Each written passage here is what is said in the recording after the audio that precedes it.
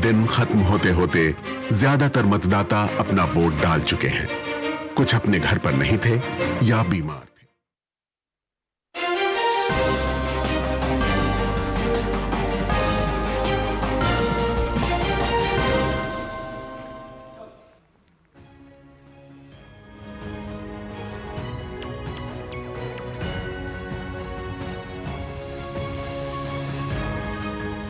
नमस्कार, DD news में आप सभी का स्वागत है। मैं हूं ऋतु वर्मा। शुरुआत करेंगे बड़ी खबरों के साथ। प्रधानमंत्री नरेंद्र मोदी अलीगढ़ की जनसभा में इंडी गठबंधन की नीतियों पर जमकर बरसे। कहा, लोगों की संपत्ति पर कांग्रेस का पंजा। कांग्रेस के संकल्प पत्र में संपत्ति को कब्जे में लेकर सबको बांटने की घोषणा पर किया प्रहार।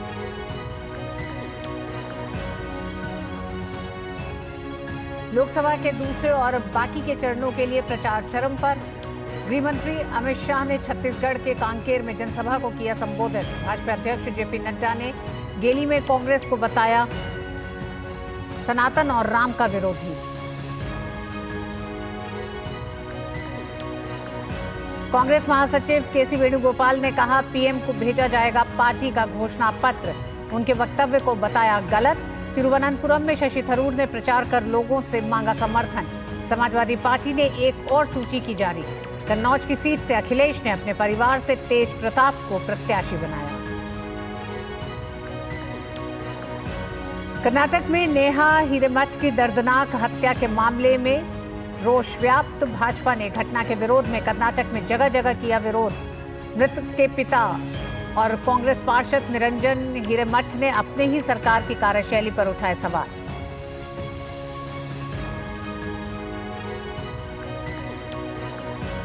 पश्चिम बंगाल की ममता सरकार को बड़ा झटका।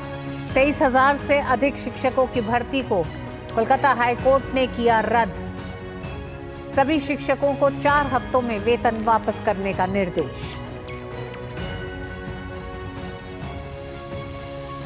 और रक्षा मंत्री राजनाथ सिंह सियाचिन के दौरे पर दुनिया के सबसे ऊंचे युद्ध क्षेत्र में तैनात सैनिकों से की मुलाकात।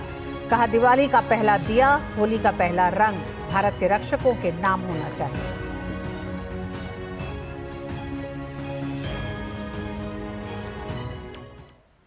और खबरों की शुरुआत करेंगे 24 की चुनौती से जुड़ी खबरों से।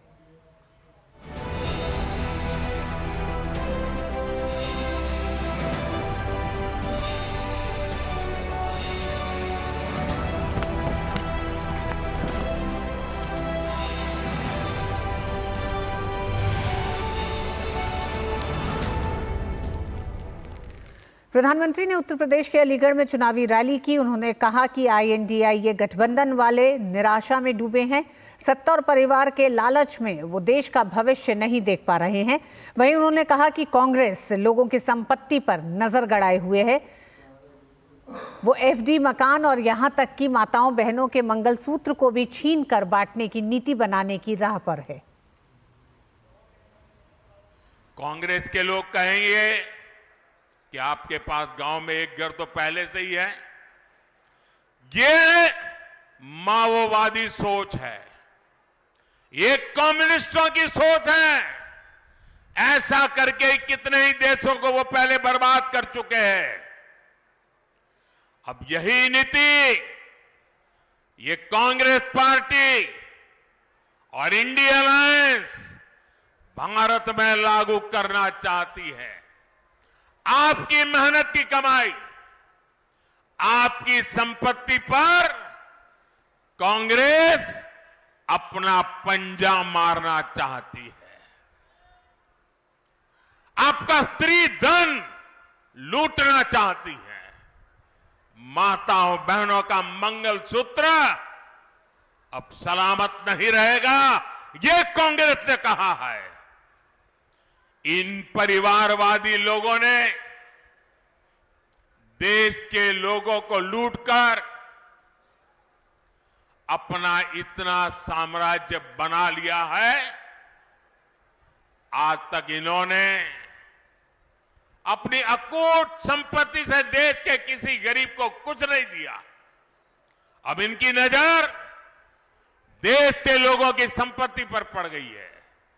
साथियों, जनता के धन को लूटना, देश की संपत्ति को लूटने कांग्रेस अपना जन्मसिद्ध अधिकार समझती है। दो शहजादों के परिवारवाद और तुष्टीकरण की राजनीति पर ताला लगाने के लिए प्रधानमंत्री ने अलीगढ़ की जनता का धन्यवाद दिया। उन्होंने समाजवादी सरकार में दंगे, हत्या और गैंगवॉर को ट्रेडमार्क बताया। वहीं उन्होंने तुष्टीकरण की राजनीति से ऊपर उठकर विकास कार्य करने की उपलब्धियां गिनाई। कांग्रेस, सपा जैसी पार्टियों ने हमेशा तुष्टीकरण की राजनीति की और मुसलमानों के राजनीतिक, सामाजिक, आर्थिक उत्थान के लिए कभी कुछ नहीं किया।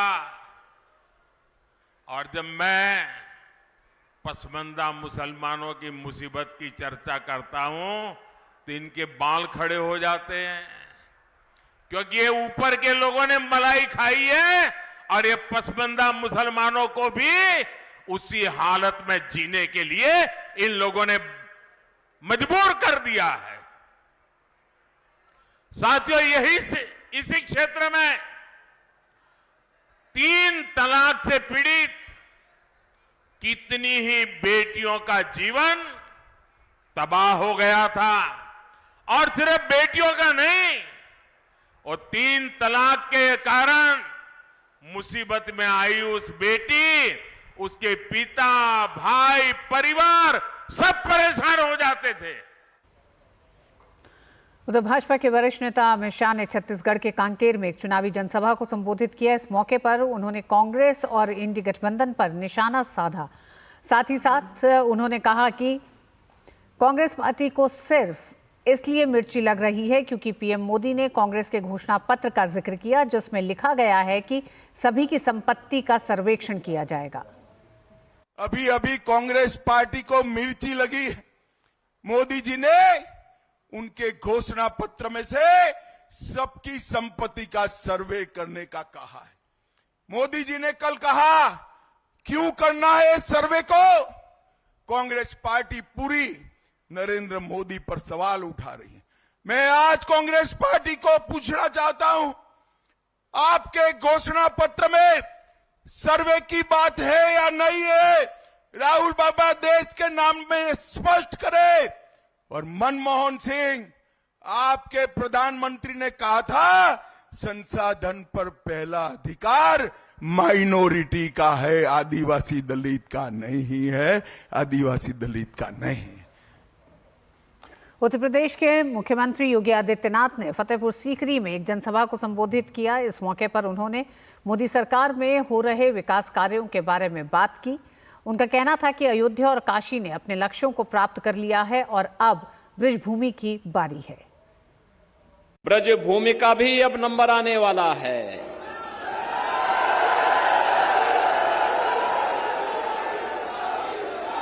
अयोध्या और काशी ने अपने लक्ष्यों को प्राप्त कर लिया है, क्योंकि अब तो आगरा में भी आपका अपना एयरपोर्ट बन रहा है। आगरा भी गंगा जल का सेवन कर रहा है और हर घर नल की योजना भी लागू हो रही है। और वक्त एक छोटे से ब्रेक का है। ब्रेक के बाद खबरें भी जारी हैं। देखते रहिए डीडी न्यूज। आज हमारी किसान सम्मान निधि सीधे हमारे बैंक खाते में आती है। अब हमारा हक कोई नहीं मार सकता। नहीं तो पहले फसल बिचौलिए कौड़ियों के भाव ले जाते थे, लेकिन अब बीज से बाजार तक साथ खड़े हैं मोदी जी। बड़ा फसल बीमा, किसान credit card, soil health card, सबसे ज्यादा फसलों पर एमएसपी, हर खेत को पानी, नैनो यूरिया, अब ड्रोन की भी तैयारी। लेकिन फिर भी मोदी जी कहते हैं ये तो बस ट्रेलर है। किसान कल्याण की गारंटी मोदी जी की और उन्हें जिताना ये है हमारी भी गारंटी। कमल का बटन दबाएं, भाजपा को जिताएं।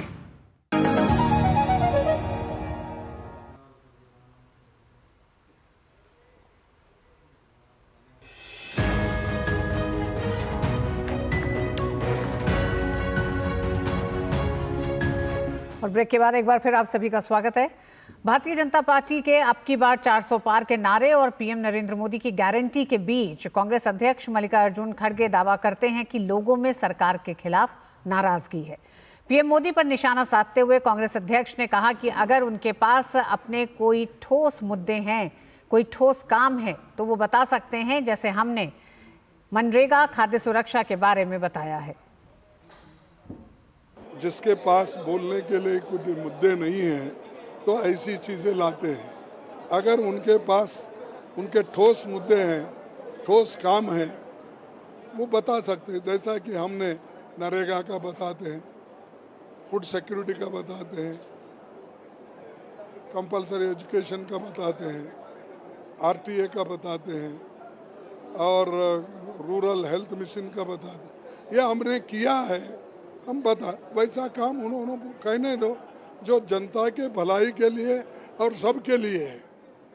तो उनके पास कुछ नहीं बोलने के लिए, वो हमेशा कांग्रेस को टीका करते हैं या अपोजिशन, और खास करके आजकल तो ये बोल रहे हैं कि इंडिया गठबंधन वहाँ कुछ भी नहीं है, कोई लीडर नहीं है। तो वहीं कांग्रेस महासचिव केशव वेणुगोपाल ने कहा है कि चुनाव सौहार्दपूर्ण मानसिकता के साथ लड़ा जाना चाहिए और इसकी शुरुआत स्वयं प्रधानमंत्री से होनी चाहिए। उन्होंने कहा कि वे कांग्रेस के घोषणा पत्र को पूरी तरह से गलत बता रहे हैं, इसलिए कांग्रेस ने पूरे भारत में पीएमओ को घोषणा पत्र भेजने का फैसला किया है। Election should fight with harmonious mindset. That should begin from the Prime Minister itself, because Prime Ministership is the big position in this country, constitutional position. But this is quite unfortunate. He is lying everything. He is entirely misquoting the Congress manifesto. That is why we decided to send the manifesto from all over India to PMO. उधर Thiruvananthapuram Lok Sabha seat से कांग्रेस उम्मीदवार शशि थरूर ने अपने निर्वाचन क्षेत्र में चुनाव प्रचार किया। इस दौरान उन्होंने प्रधानमंत्री मोदी के बयान पर टिप्पणी करते हुए कहा कि ऐसा बयान सभ्य नहीं है। उन्होंने चुनाव आयोग से इस कार्रवाई की मांग की। I'm sorry, this is a very disgraceful speech made by the Prime Minister. But you know, the fact is that people realize that when he says the Congress party is going to take all your wealth and give it to the Muslims, that this is just a nakedly communal appeal which normally any civilized election commission would disallow and warn the candidate for speaking like this. It's simply not decent, number one. Number two, it has never happened. The Congress party is constantly accused by Mr. Modi of having ruled the country for 65 years. Have we taken away people's wealth and given it to the Muslim community? What nonsense is this talk? How can the Prime Minister, a man I respect as the Prime Minister of India, how could he talk like this? I'm truly disappointed. उधर लोकसभा चुनाव के लिए Samajwadi party ने एक और list जारी कर दी है। इसमें कन्नौज और बलिया सीट से प्रत्याशियों का ऐलान कर दिया गया है। अखिलेश ने कन्नौज से अपने परिवार के ही सदस्य तेज प्रताप यादव को टिकट दिया है, जबकि बलिया से सनातन पांडे को मैदान में उतारा है। कन्नौज सीट को लेकर बहुत दिनों से समाजवादी पार्टी में असमंजस की स्थिति थी और कहा जा रहा था कि खुद समाजवादी पार्टी मुखिया अखिलेश यादव इस सीट से चुनाव लड़ सकते हैं।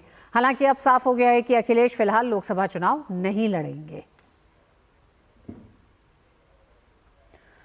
कांग्रेस केंद्रीय चुनाव समिति ने आंध्र प्रदेश विधानसभा चुनाव के लिए 38 उम्मीदवारों की नई सूची जारी की है। आंध्र प्रदेश विधानसभा के लिए 13 मई को वोट डाले जाएंगे और 4 जून को मतों की गिनती होगी। कांग्रेस ने इससे पहले विधानसभा चुनाव के लिए 9 अप्रैल को 12 उम्मीदवारों की सूची जारी की थी। आंध्र प्रदेश में कुल 175 विधानसभा सीटों के लिए चुनाव होंगे।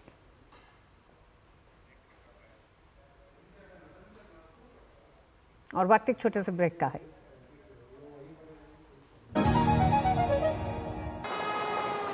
वेट हाँ ले फोटो, अपनी ही है, अपने ने ही बनाई और अपने ही वोटों से बनी है वंदे भारत। हाँ यार, किसने सोचा था हमारी ट्रेनों में रिवॉल्विंग सीट्स, विस्टा डोम्स होंगे, एयरपोर्ट जैसे escalators, lounges, food court railway station पर होंगे, शहर शहर मेट्रो और अब तो बुलेट ट्रेन भी आ रही है। और फिर भी पता है मोदी जी क्या कहते हैं कि ये तो बस ट्रेलर है। लाइफ इजी बना दी मोदी जी ने, और अब हम उनकी जीत इजी बनाएंगे। वर्ल्ड क्लास फैसिलिटीज की गारंटी मोदी की, मोदी जी को वोट देने की गारंटी हमारी। कमल का बटन दबाएं, भाजपा को जिताएं।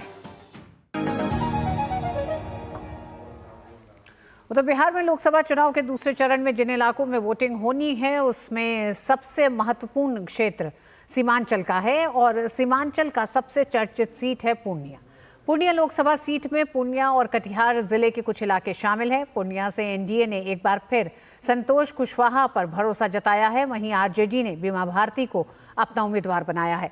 पप्पू यादव के निर्दलीय लड़ने से मुकाबला त्रिकोणीय और दिलचस्प हो गया है। कभी कांग्रेस के गढ़ के रूप में विख्यात पूर्णिया लोकसभा सीट पर बीते 2 दशक से बीजेपी और जेडीयू का कब्जा है। 2024 के लोकसभा चुनाव में बिहार की हाई प्रोफाइल लोकसभा सीटों में से एक पूर्णिया हो गई है। एक तरफ जहां 2 बार से जेडीयू के सांसद संतोष कुशवाहा मैदान में हैं, तो वहीं महागठबंधन की उम्मीदवार बीमा भारती भी ताल ठोकती नजर आ रही हैं। इसके अलावा हाल ही में कांग्रेस में शामिल होने के बावजूद सीट पर निर्दलीय उम्मीदवार के तौर पर पप्पू यादव भी दावेदारी पेश करते दिख रहे हैं। मुकाबला त्रिकोणीय होने के कारण दिलचस्प हो गया है। वहीं 2014 और 2019 में जनता दल यूनाइटेड के संतोष कुशवाहा यहां से लगातार चुनाव जीत रहे हैं। इन चुनाव में भी एनडीए गठबंधन के तहत यह सीट जेडीयू के खाते में ही गई है और एक बार फिर से संतोष कुशवाहा ही यहां से एनडीए के प्रत्याशी हैं और हैट्रिक लगाने के लिए जी तोड़ मेहनत कर रहे हैं। सीमांचल का इलाका है, पिछड़ा इलाका है, एक्सप्रेशनल डिस्ट्रिक्ट में शामिल है। उसके बाद यहाँ पे मेडिकल कॉलेज नहीं था। माननीय प्रधानमंत्री जी और मुख्यमंत्री जी ने हाल ही में उसका उद्घाटन किया, तो एक बड़ा काम हुआ है। यहाँ पे इंजीनियरिंग कॉलेज की स्थापना हम लोगों ने कराया, एग्रीकल्चर कॉलेज की स्थापना हम लोगों ने कराया और पूर्वोत्तर भारत का बड़ा सीमेंट सेंटर जो पशुपालक है उसके पशुओं के नस्ल को सुधारने के लिए पूर्णिया में खुला। कई काम, पासपोर्ट कार्यालय हम लोगों ने खुलवाने का काम किया। तो माननीय प्रधानमंत्री जी और मुख्यमंत्री जी के आशीर्वाद से ये सारे काम हो पाए। हालांकि इस बार एनडीए का खेल बिगाड़ने के लिए नीतीश कुमार की पार्टी जनता दल यूनाइटेड से विधायक रही बीमा भारती ने पार्टी से इस्तीफा देकर चुनाव से ठीक पहले आरजेडी का दामन थाम लिया और महागठबंधन की उम्मीदवार बन गईं। बीमा भारती 5 बार की विधायक हैं और पहली बार लोकसभा के लिए किस्मत आजमा रही हैं। मेरा मुद्दा पहला रहेगा कि एयरपोर्ट का चालू करें ताकि हमारे जितने भी व्यवसायी हैं, हमारे कोसी सीमांचल के जनता का जो सभी को ललसा रहता है कि हम जो है हवाई सफ़र करें, सबको मन में रहता है, तो इसलिए उनका सपना हम जो है पूरा करेंगे। इस बार के चुनाव में पप्पू यादव ने जिद पकड़ ली थी कि वह किसी भी कीमत पर पूर्णिया से चुनाव लड़ेंगे और ऐसा करने के लिए उन्होंने अपनी पार्टी जन अधिकार पार्टी का विलय भी कांग्रेस में कर दिया था। मगर जब यह सीट आरजेडी के खाते में चली गई तो पप्पू यादव ने निर्दलीय चुनाव लड़ने का फैसला कर लिया। गौर करने वाली बात यह है कि पप्पू यादव पहले भी पूर्णिया से निर्दलीय सांसद रह चुके हैं। मिथिला कोसी सीमांचल में एक भी फैक्ट्री नहीं है। सारी चीनी मिल बंद हो गई, सारे जूट मिल बंद हो गए, सिल्क मिल लगभग 3 यूनिट खत्म हो गई, दूध फैक्ट्री मिल खत्म हो गई। तो आम आदमी को रोजगार की कोई व्यवस्था नहीं है, तो वो बाहर चले जाते हैं। गौरतलब है कि पूर्णिया लोकसभा सीट के अंतर्गत 6 विधानसभा सीटें आती हैं, जिसमें कस्बा, बनमनखी, रुपौली, धमधा, पूर्णिया और कोढ़ा शामिल हैं। इस लोकसभा सीट में कुल 22 लाख मतदाता हैं, जिनमें 11 लाख से ज्यादा पुरुष मतदाता और 10 लाख से ज्यादा महिला मतदाता हैं। निश्चित तौर पे बहुत ही रोचक मुकाबला है, बहुत ही कांटे का टक्कर है यहाँ पर पूर्णिया में। और प्रधानमंत्री के भाषण जनसभा के बाद निश्चित तौर पे एनडीए के प्रत्याशी की जो दावेदारी है वो मजबूत हुई है। लेकिन मैं इतना जरूर कहूँगा, जो लोगों से मेरी बात हुई है, मुकाबला काफ़ी दिलचस्प भी है और बहुत नज़दीकी भी है। कैमरामैन पीयूष के साथ नितेंद्र सिंह, डीडी न्यूज़, पूर्णिया। और 24 की चुनौती में खबरें अभी बस इतनी ही।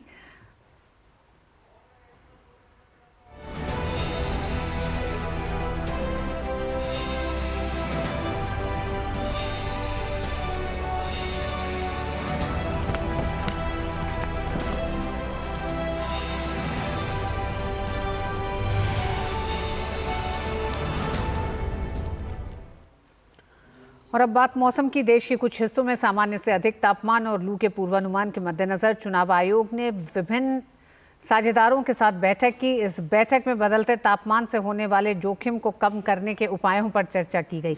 इस बैठक में एनडीएमए और परिवार कल्याण मंत्रालय के सदस्यों ने हिस्सा लिया।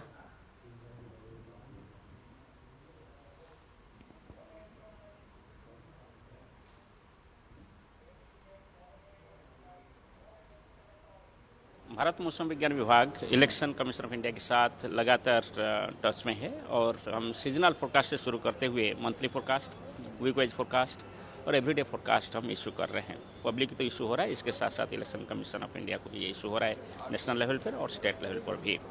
देखिए, ये तो फेज वाइज इलेक्शन सभी जगह चल रहे हैं। हम फेज वाइज कहाँ कहाँ इलेक्शन ड्यू है सभी जगह के लिए हम पूर्वानुमान जारी कर रहे हैं। और खबरों में आगे, अयोध्या पहुंचकर 30 देशों के 90 अप्रवासी भारतीयों के डेलीगेशन और साथ ही 400 से अधिक राम भक्तों के समूह ने नवनिर्मित दिव्य और भव्य राम मंदिर का गौरवगान किया। डेलीगेशन में भूटान और तिब्बत के एम्बेसडर और स्पीकर भी शामिल रहे। सभी ने पहले हनुमानगढ़ी का दर्शन पूजन किया और इसके बाद सरयू आरती में भी शामिल हुए। डेलीगेशन में शामिल लोग सुबह सुबह रामलला के दर्शन करने पहुंचे। समूह के हर व्यक्ति ने रामलला का दर्शन सामान्य दर्शनार्थियों के मार्ग से ही किया। रामलला का दर्शन कर समूह का हर सदस्य भाव विभोर रहा। रामलला के दर्शन से पहले श्री राम जन्मभूमि तीर्थ क्षेत्र ट्रस्ट के महासचिव चंपत राय और विश्व हिंदू परिषद के प्रमुख लोगों ने समूह का स्वागत भी किया। Buddhism and Hinduism are very closely affiliated to each other. We feel great affinity, so it's a great privilege for me and a great pleasure to have the opportunity to pay respect to Ram Lala. This is my first time coming to Ayodhya. I'm very happy to be here, and I will be praying for the peace or prosperity of India and Bhutan. भगवान श्री राम हमारे आराध्य हैं और ये समस्त सृष्टि उन्हीं के द्वारा रचित है। हम लोग वो यहाँ पर पधार के उनके दर्शन करने के लिए अपने जीवन को कृतार्थ करने के लिए यहाँ पर आए। ये हमारा सौभाग्य है। मैं उज़्बेकिस्तान से आया हूँ। मैं वहाँ रह रहे सारे भारतीयों का प्रतिनिधित्व करता हूँ और पिछले साल मुझे राष्ट्रपति महोदया ने प्रवासी भारतीय सम्मान से सम्मानित किया है। सदियों का इंतजार, शताब्दियों का इंतजार आज मेरे साथ पूरा हो रहा है और उम्मीद है कि उज़्बेकिस्तान में रह रहे सारे भारतीय मेरे साथ मेरे जाने के बाद एक दोबारा दर्शन के जरूर यहाँ आएंगे। देश के अलग अलग हिस्से से सनातनी अयोध्या पहुंच रहे अपने आराध्य के दर्शन करने के लिए। खबर कर्नाटक की। कर्नाटक के हुबली में नेहा हिरेमठ की सनसनीखेज हत्या के बाद एक और चौंकाने वाली घटना ने कर्नाटक को झकझोर कर रख दिया है। बेलगावी पुलिस ने एक हिंदू महिला को जबरन इस्लाम में परिवर्तित करने के आरोप में एक मुस्लिम व्यक्ति रफीक और उसकी पत्नी को गिरफ्तार किया है। महिला ने आरोप लगाया कि रफीक और उसकी पत्नी ने उसकी अंतरंग तस्वीरों का उपयोग करके उसे ब्लैकमेल किया और उसे इस्लाम अपनाने और हर दिन नमाज पढ़ने के लिए कहा। आरोपी की पहचान रफीक के रूप में हुई है, जो बेलगाम में एक व्यापारी है। रफीक ने एक हिंदू महिला को अपनी पत्नी के साथ धर्म परिवर्तन करने और मुस्लिम पत्नी की तरह उसके साथ रहने के लिए मजबूर किया। पुलिस को आप बीती सुनाने वाली पीड़िता के अनुसार हालांकि वह शादीशुदा थी और अपने पति के साथ रहती थी, लेकिन रफीक ने उससे दोस्ती कर ली और जल्द ही उसे धमकी देकर संबंध बनाने की मांग करने लगा। महिला ने आरोप लगाया कि उसके खिलाफ जाति आधारित अपशब्दों का इस्तेमाल किया गया और आरोपी ने कहा कि उसे दूसरा धर्म अपना लेना चाहिए, उसे दूसरा मजहब अपना लेना चाहिए क्योंकि वो पिछड़ी जाति से है। महिला ने अपनी शिकायत में आरोप लगाया है कि उस व्यक्ति ने उसकी पत्नी के सामने उसके साथ दुष्कर्म किया और उसे बुर्का पहनने और माथे पर कुमकुम नहीं लगाने के लिए मजबूर किया। हालांकि हम अभी तक दुष्कर्म के आरोप का पता नहीं लगा सके हैं। वह एक व्यापारी है और हमने उसे गिरफ्तार कर लिया है। उधर बेलगावी पुलिस ने आरोपी को गिरफ्तार कर लिया है, लेकिन पूरे मामले में बलात्कार के आरोप की पुष्टि नहीं कर रही है। महिला ने अपनी शिकायत में कहा है कि रफीक ने उससे अपने पति को तलाक देने के लिए कहा और धमकी दी कि अगर वह उसकी मांगे नहीं मानेगी तो वो उसकी तस्वीरें लीक कर देगा। धर्म परिवर्तन न करने पर जान से मारने की धमकी दी। उन पर कर्नाटक धर्म की स्वतंत्रता के अधिकार संरक्षण अधिनियम आईटी कानून की प्रासंगिक धाराओं, एसटी अधिनियम और भारतीय दंड संहिता के तहत आरोप लगाए गए हैं, जिनमें बलात्कार, अपहरण, गलत कारावास और आपराधिक धमकी शामिल है।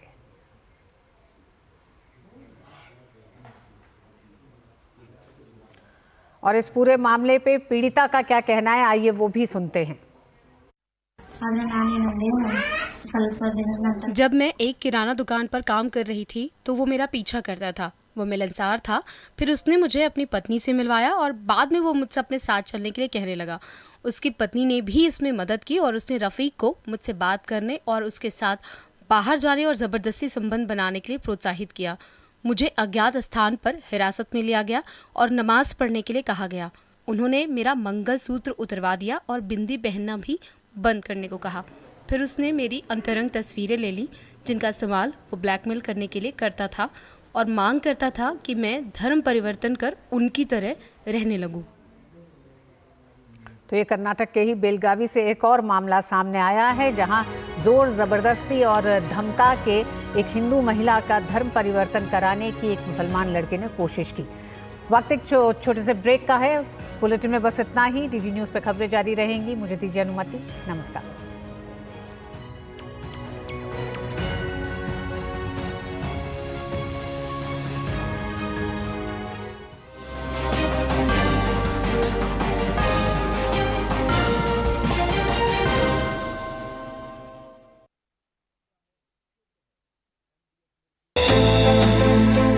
भारत की पहली मानव अंतरिक्ष उड़ान, भारत की स्वदेशी तकनीक का प्रदर्शन। गगनयान को लेकर कैसी है इसरो की तैयारी? कैसे होता है अंतरिक्ष यात्रियों का चयन? कैसे दी जाती है उन्हें ट्रेनिंग? अंतरिक्ष में कैसी होती है उनकी दिनचर्या? अंतरिक्ष यात्रियों की कैसी होती है धरती पर वापसी? जानेंगे इन तमाम सवालों के जवाब। देखिए हमारी विशेष सीरीज मिशन गगनयान, जल्द ही सिर्फ डीडी न्यूज़ पर।